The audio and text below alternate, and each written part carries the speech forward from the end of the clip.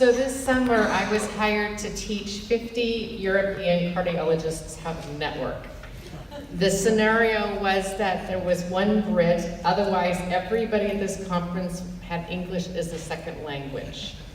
They were the young professionals and they were getting ready to go into the Congress where they were going to meet the rock stars of their industry. Many of them were electrophysiologists.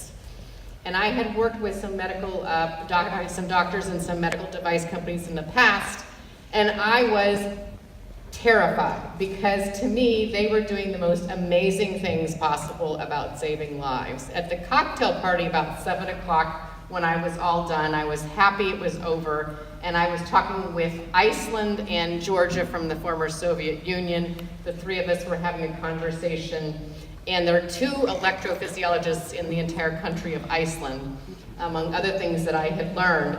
And at one point I had said, why don't you ask the gentleman over there to join our conversation? They looked at me.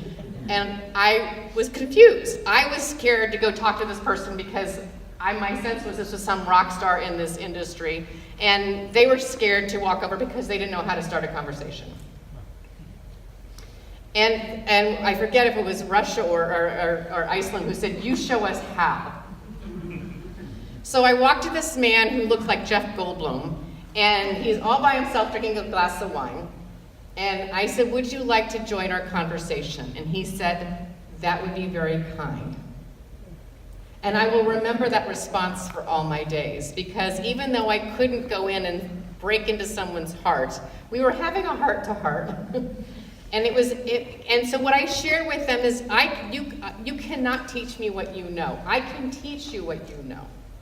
And so the soft skills, the networking, the building relationships are so incredibly important. I'm going to do a quick recap of a couple of things that I've heard. One is stay in touch. I'm going to encourage you 4 times a year. You can do this on MailChimp, whatever else you want to do. Send a shout out. Say what you've done. Be in touch with people, because then when you need them, it's not such a big project. 2, you never know. You never know if you're talking to a McDonald's night manager or someone who's in medical devices. You really don't ever know. I can't tell you how many times I've seen people absolutely shoot themselves in the foot by being a jerk to somebody who could actually help them out. Be on LinkedIn. You're welcome to invite me. Please customize all your invitations. Right now, I probably have 400 invitations in my inbox. You know, I'm pretty good with names, not as much anymore, but customize invitations. Next thing, introverts unite. I test as an introvert. And a lot of people don't believe this. I'm from the Midwest. Go Midwesterners. And so actually people in New England think I'm crazy. I'm an introvert who's a friendly person. So everybody here is very afraid of me. Because I will go say hi, but you wear me out. You absolutely wear me out. The introvert says, go home and be with your cat. You know, it's enough talking, leave me alone. So part of what it is if you're an introvert, it's okay. You can do this really, really well. You do need this in a measured space. You do need to have a couple of networking buddies. The Wall Street Journal wrote about my way to get out of conversations. I tap my necklace, and I have buddies who know to come and get me out of the conversation. Always talk to people who are alone. This is my new silver bullet, and I've been using it for a long, long time. If you want to practice this, one silly way to practice approaching people who you're not in a comfortable situation is the next time you're on the T, say the next stop is mine and ask a question. The person here they're getting rid of you, but you get to ask a question.